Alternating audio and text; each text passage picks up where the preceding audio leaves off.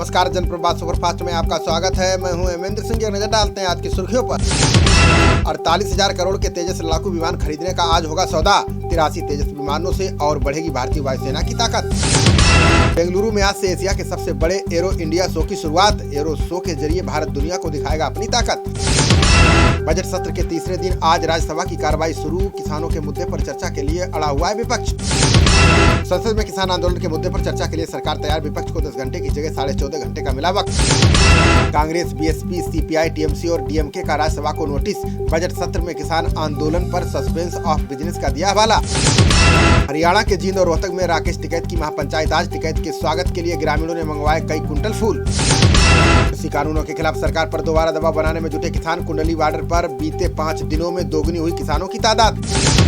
कृषि कानूनों के खिलाफ फिर विधेयक पारित करेगी पंजाब सरकार। राज्यपाल द्वारा राष्ट्रपति के पास भेजने से इनकार पर उठाया कदम। किसानों और पत्रकारों को कानूनी सहायता मुहैया कराएगी कांग्रेस। अगले 48 घंटों में वकीलों की समिति का करेगी गठन।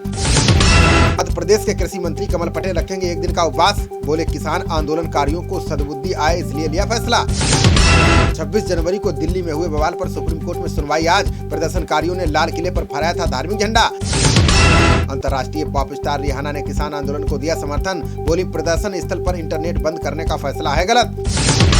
शनिवार को बंगाल में भाजपा की रथ यात्रा को रवाना करेंगे जेपी नड्डा। विधानसभा चुनाव से पहले महीने भर चलेगा जनसंपर्क अभियान। भाजपा ने चुनावी राज्यों के लिए घोषित किए प्रभारी और सह प्रभारी। कृषि मंत्री नरेंद्र सिंह तोमर को सौंपी गई असम की जिम्मेदारी। गृह राज्य मंत्री जी किशन रेड्डी होंगे तमिलनाडु के नए प्रभारी। संसदीय कार्य मंत्री प्रहलाद जोशी को सौंपी गई केरल की जिम्मेदारी। हरियाणा में टीकाकरण अभियान का दूसरा चरण आज से शुरू। विभिन्न विभागों के फ्रंटलाइन वर्कर्स को लगाया जाएगा टीका। टीकाकरण में पीएम केयर्स फंड से दिए जाएंगे 2220 करोड़ रुपए। पहले चरण में आने वाली लागत का है करीब 80% हिस्सा। महाराष्ट्र चुनाव में ईवीएम के साथ मतपत्र का भी होगा इस्तेमाल। विधानसभा अध्यक्ष नाना पटोले ने कानून बनाने का दिया निर्देश। अमेजन के सीईओ जेफ बेजोस ने किया पद छोड़ने का ऐलान। अमेजन वेब सर्विसेज के चीफ एनटीजेसी को मिलेगी जिम्मेदारी।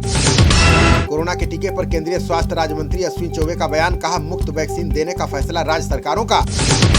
भारत में कोरोना के संक्रमितों की संख्या घटने का सिलसिला जारी। 1,54,000 की गई जान। अब 1,57,000 एक्टिव केस। दुनिया भर में कोरोना के मरीजों का आंकड़ा 10 करोड़ 43 लाख के पार। अभी तक 22,62,000 से ज्यादा लोग गंवा चुके हैं जान। अमेरिका के बाजार में भी जल्द दिखाई देगी भारत की वैक्सीन। भारत बायोटेक ने अमेरिकी कंपनी ओकुजेन से किया समझौता।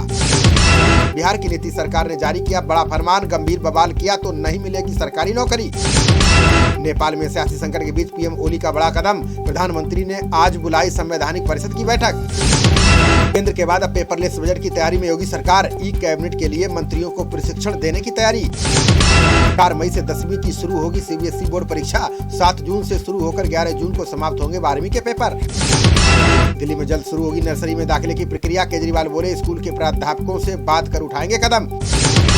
पूर्व सीएम देवेंद्र फडणवीस ने शिवसेना को बताया दिशाहीन पार्टी। बोले किसी भी मुद्दे पर दृढ़ फैसला नहीं कर सकी उद्धव सरकार। बिहार में इंटर और स्नातक पास करने पर छात्राओं को मिलेगी सहायता। नीतीश सरकार ने 25 और 50,000 रुपए देने का किया ऐलान। मास्को की अदालत ने विपक्षी नेता नौलनी को सुनाई जेल की सजा। राष्ट्रपति की आलोचक तथा प्रोबेशन की शर्तों के उल्लंघन का है आरोप।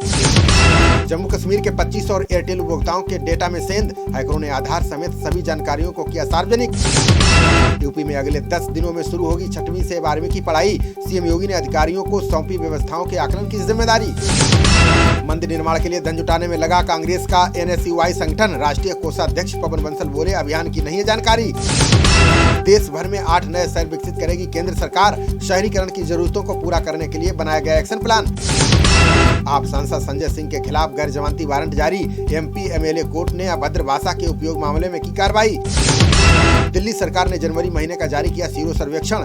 56.13% लोगों में मिली कोरोना के खिलाफ एंटीबॉडी।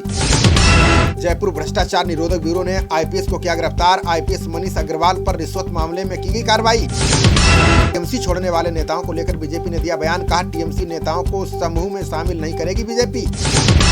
भारत चीन सीमा विवाद पर अमेरिकी बाइडेन प्रशासन का बयान। पड़ोसी देशों पर धौंस जमाने वाले चीन के रवैये पर जताई चिंता।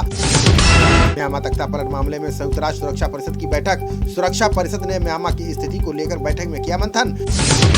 सुप्रीम कोर्ट ने म्यूचुअल फंड कंपनी फ्रैंकलिन को दिया आदेश का यूनिट धारकों को 21 दिनों में 9,122 करोड़ करें वितरित। दिल्ली हाईकोर्ट ने फ्यूचर रिटेल और रिलायंस मामले में दिया आदेश, कहा दोनों कंपनी 24,713 करोड़ रुपए के सौदे में बनाए रहे यथास्थिति। रमेश पोखरियाल निशंक ने यूजीसी नेट परीक्षा की तारीखों का किया ऐलान, बोले जेआरएफ और एसआरएफ के लिए मई महीने में कराएंगे परीक्षा। गौतम बुद्ध नगर की लुक्सर जेल में बंद एक कैदी ने दे दी अपनी जान। बागपत के ग्राम किरिठल निवासी सुबोध ने बाथरूम में लगाया फंदा। छत्तीसगढ़ में सुकमा के जंगल से महिला नक्सली की गई गिरफ्तार। 19 वर्षीय महिला नक्सली पदम पीसू को मुठभेड़ के दौरान दबोचा। राजस्थान में जनजाति समुदाय के विकास के लिए बोर्ड गठित। सरकार ने मारवाड़ क्षेत्रीय जनजाति विकास बोर्ड दिया है नाम। यूपी की फतेहपुर की एक कोर्ट से पेशी के दौरान कैदी फरार। कैदी बजरंगी गैर इरादतन जान लेने के मामले का था आरोपी। एएमयू के पूर्व छात्र शर्जील उस्मानी पर एक और केस दर्ज। महाराष्ट्र में धार्मिक भावनाओं को आहत करने का है आरोप। ऑस्ट्रेलिया ने कोरोना के चलते अपना टेस्ट दौरा किया रद्द। दक्षिण अफ्रीका ने दौरा रद्द होने को बताया वित्तीय नुकसान। खबरों का सिलसिला जारी रहेगा, देखते रहिए जनप्रवाद। नमस्कार।